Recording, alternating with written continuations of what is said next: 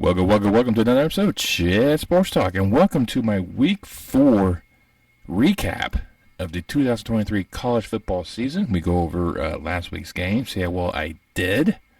See there are a few surprises, whatnot.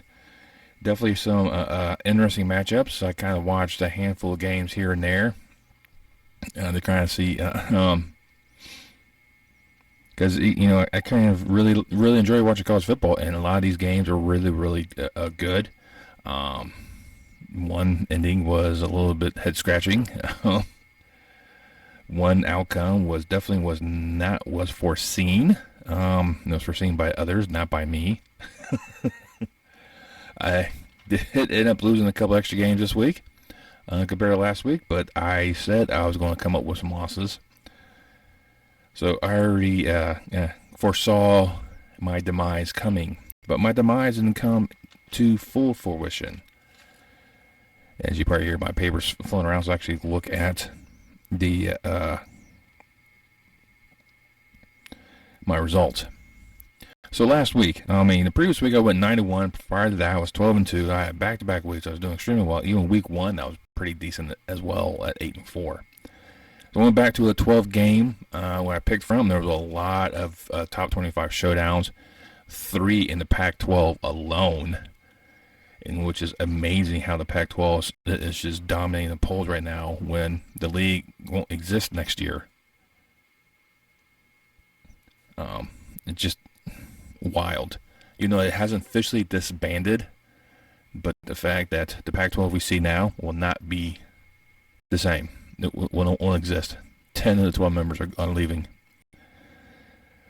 This realignment's just gotten super ridiculous. But anyways, that's a topic for a different video. So they had 3 of those top 25 matchups.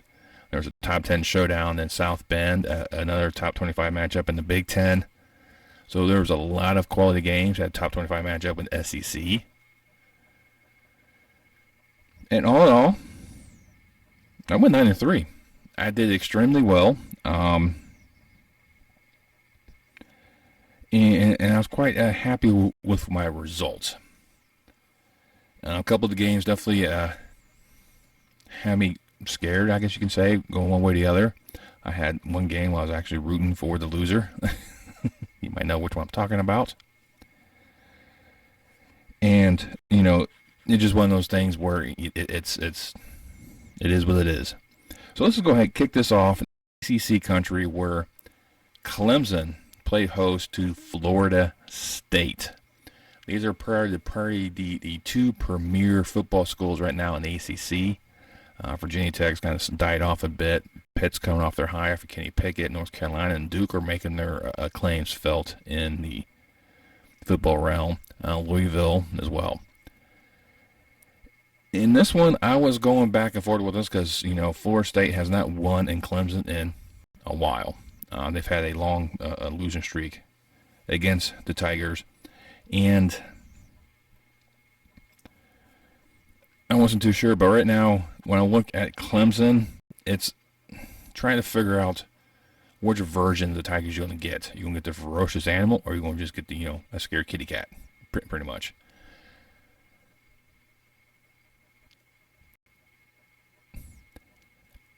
And it was a variation to 2. It really was. Clemson,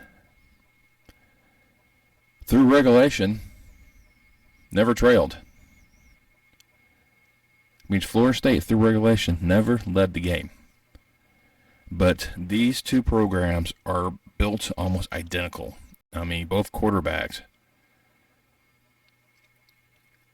under 290 yards passing. Both quarterbacks averaged 37 passing attempts. Both quarterbacks had at least 21 receptions.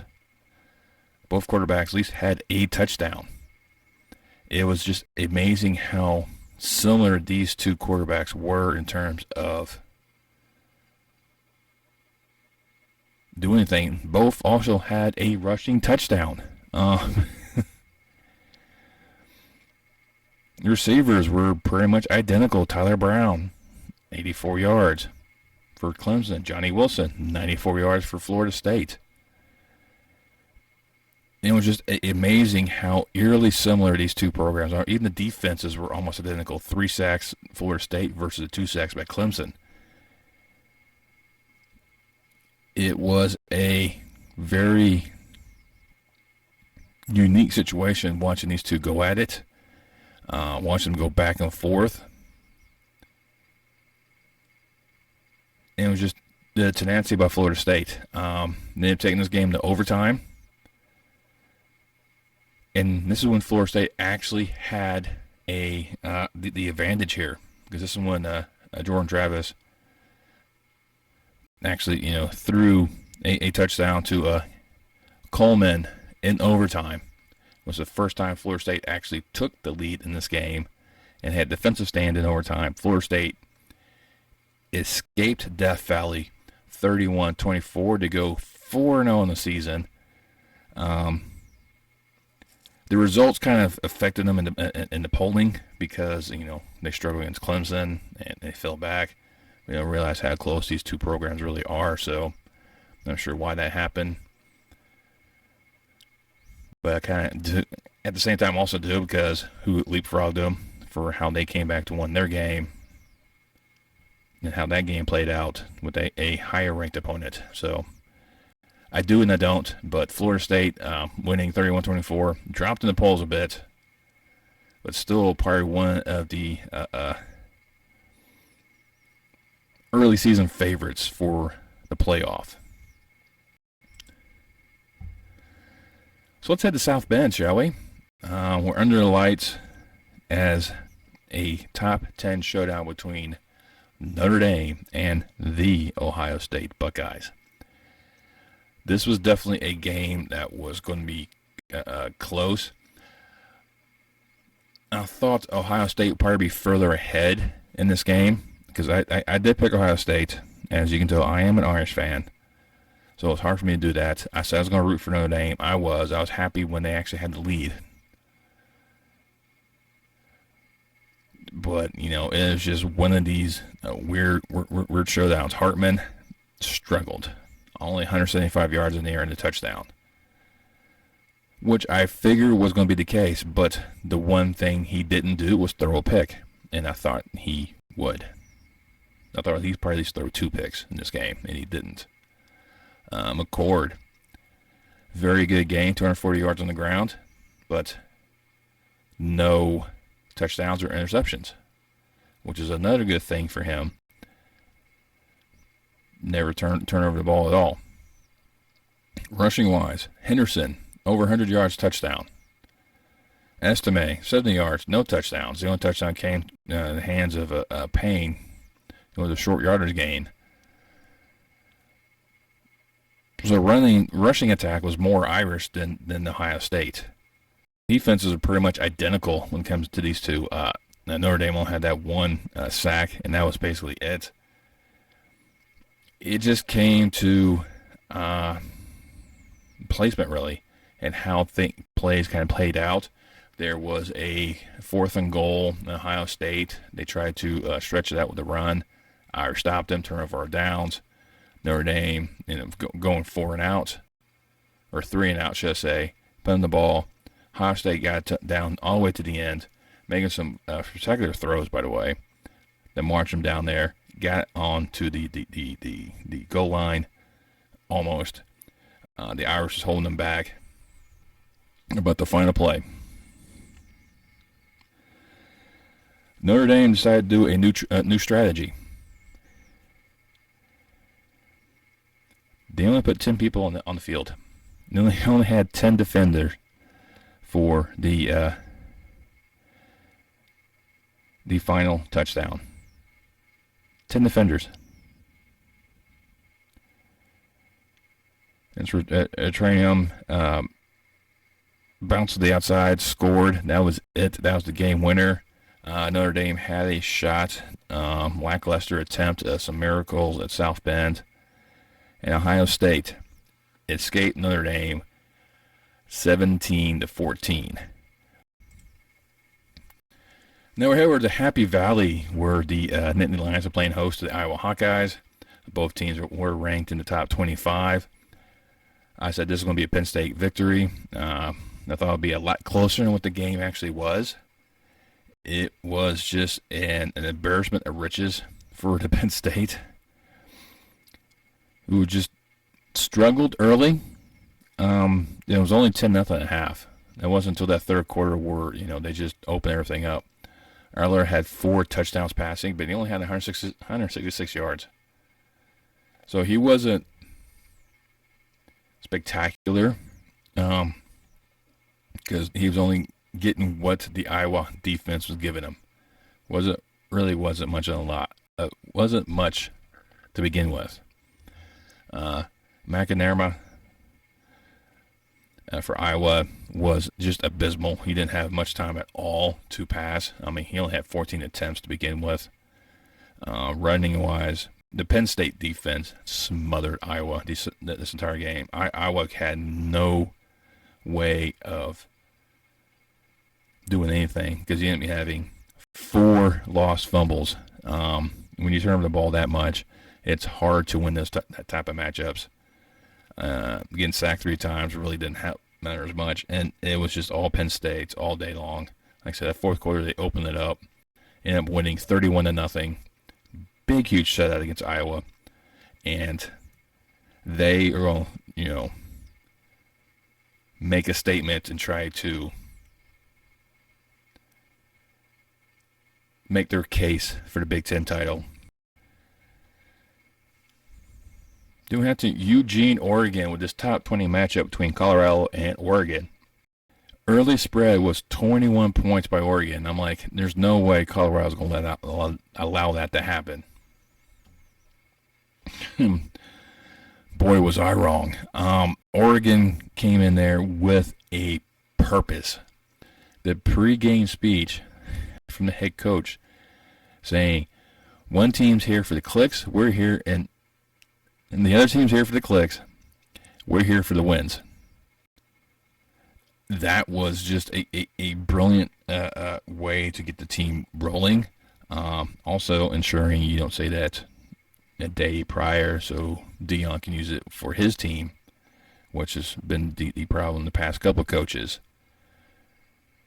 But Oregon's defense definitely smothered this explosive offense of Shedeur Sanders and the Buffaloes.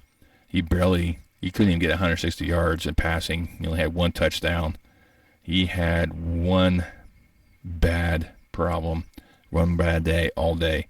The good thing is the offense never turned it over.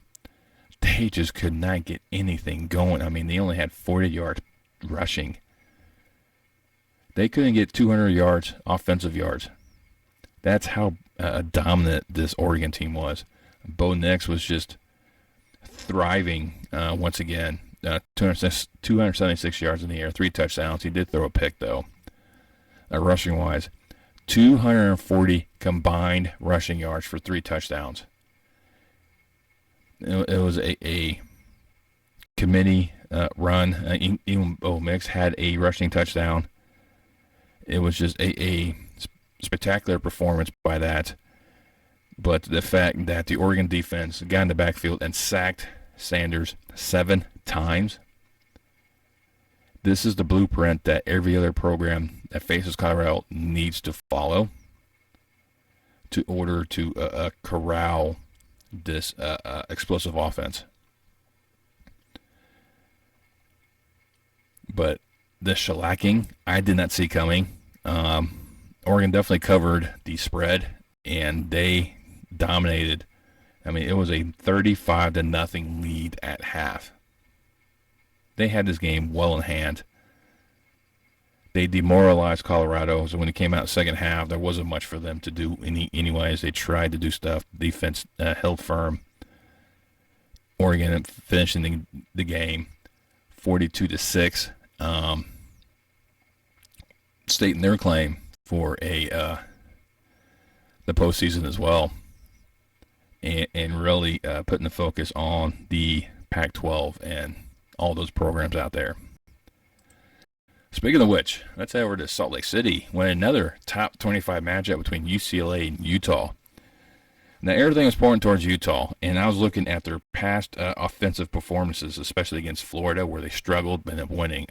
Baylor had to come from behind to win. One thing overlooked was Utah's defense. Opening play, pick six. Opening play. That was the only mistake Dante Moore had, was the first play, pick six.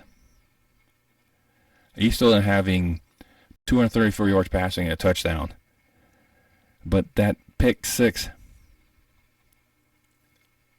hurted him.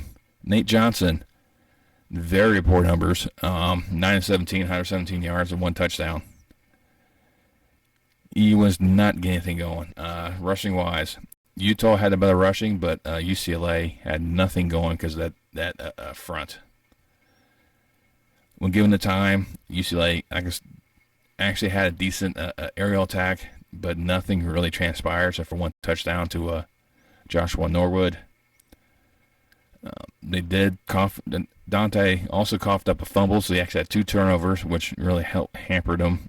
Utah gifted them back one, but 7 sacks by the Utah's defense stifled UCLA all day long. It made very poor decisions. Utah ended up going up 14-0 at the half. UCLA did start to come back in the fourth quarter, a little bit too late. Between the two offenses, each one had a touchdown. The only difference is that pick six at the beginning of the game. That was it. Utah beat UCLA 14-7 in a defensive showdown. I fail to take into account the Utes defense, so my apologies, Utah. I thought UCLA was going to be a little bit better in that one, but they look more like they did against Coastal Carolina in the beginning of the season. But I don't think UCLA is going to be out. They'll definitely make a charge later on, just because there's enough. Just how the pack is. The pack likes to eat their own, so they'll whittle down the teams. They probably won't have an undefeated team, but the way things are going, it's like a 4-team race right now. But we'll see how that plays out. But yeah, Utah with a nice defensive win. Then we have our SEC country for their top 25, actually top 15 matchup between Ole Miss and Alabama out there in Tuscaloosa. And with that, a lot of talk was about the inability of the Alabama offense. And I mentioned that time and time again myself. They have no answer at quarterback. I don't think they really do, but Myro actually, was competent in this game. 225 yards passing and a touchdown. He was competent enough to maintain this team, make some great drives. Alabama's defense stepped up to the plate after allowing an early touchdown from Dart. Actually, it wasn't even from Dart.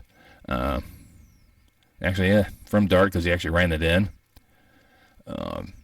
Because he had 244 yards on the air, but only they only had 56 rushing yards total.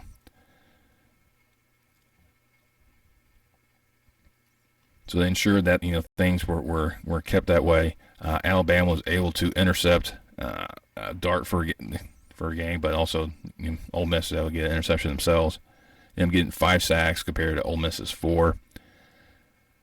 But the tenacity of Alabama, the defense was able to stifle Ole Miss and Dart. Dart just had that early success in the beginning of the game. They were up 7-6 at half. But once they came back out, and that's when Alabama took control. Ended up winning 24-10. Pretty much maybe bursting the bubble a little bit of the naysayers. I said that Alabama wouldn't lose back-to-back games or back-to-back home games in Tuscaloosa, or at least lose 2 games at home.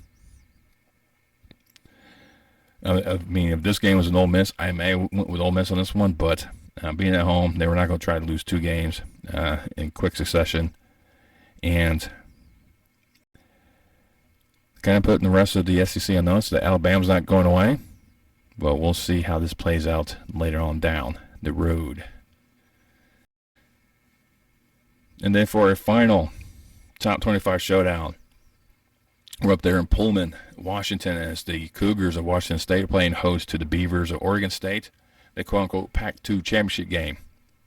Because this is all going to be left of the pack is these two programs. And these two programs came in ranked and undefeated.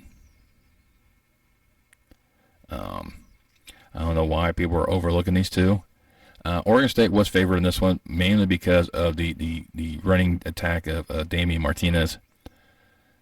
But I was going with Cameron Ward and the Washington State offense to win this game. And these two programs are definitely built identical. Ugalele only had 200 yards. He had a really hard time getting anything going. Ended up throwing a pick himself. Ward had no problems. Over 400 yards, 4 touchdowns. He was able to pass at will to anyone he wanted to. Rushing wise, they were just balanced attack of 106 yards combined, compared to 242 by Oregon State, and it was a dual-headed attack. He had Fenwick and Martinez, who came up with 182 yards combined and 3 touchdowns, which kept Oregon State well within it. They relied on the running game, relied on the bread and butter. They did not deter from their will to dominate the ground. They just couldn't really find the end zone. For Washington State, Kyle Williams and Josh Kelly both had over 150 yards. Williams had a touchdown while Kelly had them having 3. It was a huge thing. Even though they had 2 lost fumbles, it didn't matter. I mean, they Oregon State won a turnover game. Couldn't do much with it. As Washington State went up early, 28-14 at half. It was a late fourth quarter charge by the Beavers. Got within 3. Comeback fell short. Washington State was able to hold on, beat Oregon State 38-35. These two would definitely make some big noise throughout Pac-12 play, and we'll see how these two will end up. Then we head to the Dome of Syracuse, where the undefeated Orange are playing host to the 2-1 Army Black Knights. Now, Army had a great game plan last week in San Antonio when they took on the Roadrunners, and they just pounded the ball, which is typical of service academies. I had the feeling they're going to do the exact same thing in this game, but Syracuse is going to be a little bit more resilient and able to come back. Kind of called that one, didn't I? Daly had a passing touchdown, but threw 2 picks. Schrader, 245 yards in the air and a touchdown. He also had another 50 yards on the ground and a touchdown. Allen for Syracuse also had over 100 yards and a touchdown. As Syracuse rushing was slightly better at Army's, 158 to 125, which is not bad, but short for Army, had 105 yards. I mean, you don't expect Service Academy had such a prolific passing attack, but Army does kind of tweak the narrative of the Service Academies, as they do a little bit more aerial attack than most. And Damian Alford for Syracuse had 135 yards in the air, or receiving. And it wasn't really that much. Syracuse had 2 more sacks, but like I said, it was a 10-3 Army lead at half. So Army had the lead in the beginning. Once they came out of the tunnel, that's when Syracuse took over. They shut down the Army's offense. They only able to score 6 points later, as the Syracuse would just be able to pound away and eke away, and then coming out on top 29-16 to go 4-0 on the season. Kind of a shocker right now in the ACC. We'll see what happens once again in ACC play when we get other teams like Syracuse, Louisville, Duke, North Carolina, and Florida State also undefeated. So we'll kind of see how they fall in that pecking order. But it'll be fun to watch them in ACC play. Then we have there the College Station where the Aggies are playing host to undefeated Auburn. And unfortunately for the Aggies, Connor Wigman actually got injured in this game and got pulled, so then Max Johnson had to come in and replace him. I hate to say it, but it could be almost a blessing in disguise. Because Max Johnson did not miss a beat. He did not fall away from his opportunity to showcase his abilities for running this Aggie offense. Auburn's passing attack was almost non-existent. Aggie's defense definitely showed up and played. Only 56 yards total passing by Auburn, but no touchdowns. No interceptions, mind you.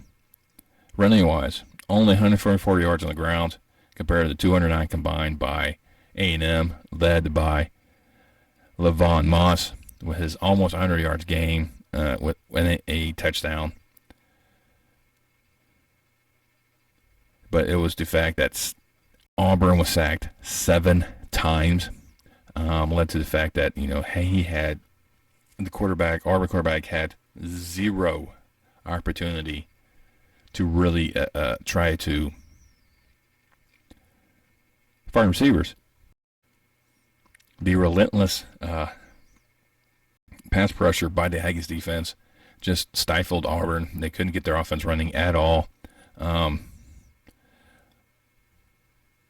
Even the running attack was almost non-existent as A&M just rolled Auburn 27-10 to go 3-1 and 1-0 in conference play. Now we're head up. We'll stick in Lone Star State. We'll head up to Fort Worth in the battle of the Iron Skillet between SMU and TCU. Now here I went with SMU because the past couple of seasons has been very tight contest with SMU winning the past 2 of the last 3 matchups. And I figured that this will continue in this particular instance with SMU trying to win another one. And early on it looked that way. Preston Stone had a decent amount of yardage, almost 260 yards, but he did throw 2 picks. While Chandler Morris for TCU had over 260 yards and 3 touchdowns. So you can see the big difference in between that. And the TCU running attack, led by Bailey, who had over 120 yards rushing and a touchdown, was really the focal point of the Horned Frogs' offensive prowess. Almost 200 yards total rushing yards. They were able to spread the ball out, so you couldn't really find one particular receiver to really pinpoint, even though Jared Wiley was the focal point for 5 receptions, but he only had 37 yards. But he also had 2 touchdowns. So even though you could probably tell who was the go-to guy, they couldn't stop him. But TCU was able to just stifle SMU most of the game. It was a 14-10 lead by the Horned Frogs. They never looked back. I shut them out that third quarter, and that was really the focal point of this game. This was this is where you knew TCU was going to win. And they were able to easily handle SMU, beat them 34-17 to win back-to-back Iron Skillet matchups. Now we'll stay in Big 12 country. We head up to Lawrence, Kansas, where the undefeated Jayhawks are playing host to the undefeated BYU Cougars in the Cougars' first conference game in the Big 12. Now this one, I did go with BYU because I kind of thought this was a game that they could possibly win. I really failed to take into account Jaden Daniels. A dual threat aspect. He was the quarterback in charge of the Kansas offense last year before injuries sidelined him, and Kansas season kind of took a step backwards without his catalyst playing on the offense. And it had a decent, running attack. Devin Neal being the focal point, had over 90 yards rushing but no touchdowns. And at least with BYU, they're able to kind of stifle the rushing attack of the Jayhawks. The bend don't break aspect that came to that one. The passing wise wasn't all that great. It was the amount of turnovers that BYU ended up having overall. The 2 interceptions and the fumble, the 3 turnovers that really hampered drives and really decimated them. Kansas defense being pretty prolific. I mean, they're getting back in there, 7 tackles for loss, but 3 of them being sacks. And that was really the emphasis on that. The Kansas defense was actually stepping up, trying to take away things. I mean, BYU was still able to perform. Kansas was able to get a great field position and do the things they can do. It was just a problem all around for BYU to get anywhere. They couldn't get anything on the ground going, and that was a huge problem. And they made BYU a single-focus team, which allows for the defense to do what they had, the secondary to do what they can do. Like I said, pick them off twice. It was 17-14.5 by BYU, but when they came out of the locker room, there was a new Kansas team that came in. They dominated the game. And Kansas rolled 38-27 to go 4-0 in the season, making their claim for Texas to watch out. I mean, that's a bit early for that one, but, you know, with that being said, you know, Kansas Jayhawks this season could really pose some problems for other teams in the Big 12. We'll finish off in Ames, Iowa, where the 1-2 Cyclones playing host to 2-1 Cowboys. These are 2 teams that are coming off embarrassing losses to the group of 5 schools. Iowa State losing in Athens to University of Ohio, while South Alabama made claim to Stillwater as a suburb of Mobile, embarrassing the Cowboys at home. And I said both these programs are very similar. I said, you know, I think Iowa State was going to win this one. I think Beck was going to keep them in there. It was Bowman who was just not performing very well. I mean, he still had over 270 yards passing, 2 touchdowns, but his 2 picks really hamper things. Beck for the Cyclones, almost 350 yards in the air with 3 touchdowns. So the Oklahoma State secondary was pretty much non-existent. The Cowboys rushing attack led by Gordon, over 120 yards in rushing, but no touchdowns. Bowman was able to put a touchdown in himself, so he ended up scoring the 3 touchdowns for Oklahoma State. The rushing attack for the Cyclones, non-existent at all. Jalen Noel had almost 150 yards receiving a touchdown. Daniel Jackson, almost 100 yards. He had 90 even with 2 touchdowns. So a due threat in the receiving corps by the Cyclones really hamper things. The defensive-wise, it was almost identical between the 2. And it was a 20-17 lead at half for the Cyclones, and just maintained that one, forcing a field goal in the fourth, or in the second half, or it could have been a touchdown, which could change the aspect of this game a little bit. Maybe change a little plays towards the end of the fourth quarter or in the fourth quarter itself. But Iowa State was able to hold on, beat Oklahoma State 34-27, even up their season, and Oklahoma State's now lost back-to-back games. Kind of a rough going for Oklahoma State, but this is a resilient team that should, you know, make some noise later on. But there you go. Those are my 12 games. Like I said, I ended up losing the BYU Kansas games. I thought BYU had a shot. The Utah UCLA, once again, I failed to take into account Utah's defense, and SMU TCU.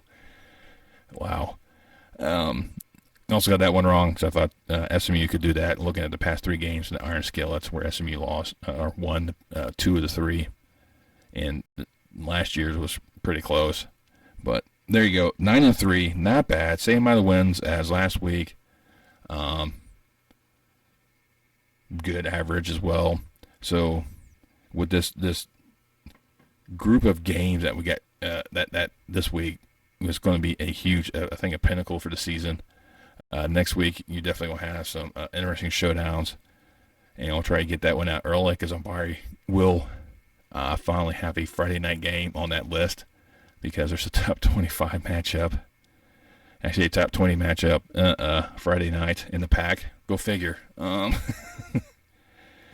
we'll look into some of those games next week. Try to give you, some 12 interesting games in there, including the Deep South oldest rivalry. The showdown between Texas and Kansas already should be a huge one. But hey, let me know down below which game surprised you the most. Now, were you surprised how bad Colorado got beat? I certainly was. Or your 4 teams thinking could be, your front runners right now, and the playoffs started now. Who are your front 4 for the playoff? That's a wide open race. I think it's anyone's call, but let me know down below. Once you're down, and hit that thumbs up, especially like Cancer Roger. It really helps please the YouTube guys. It helps promote this video out. You also subscribe, but 9% of you are not subscribed. That doesn't cost you anything. You just hit that subscribe button, click that bell icon, turn on notifications until next time I post any more content on my channel. And I will see you next time on Chat Sports Talk.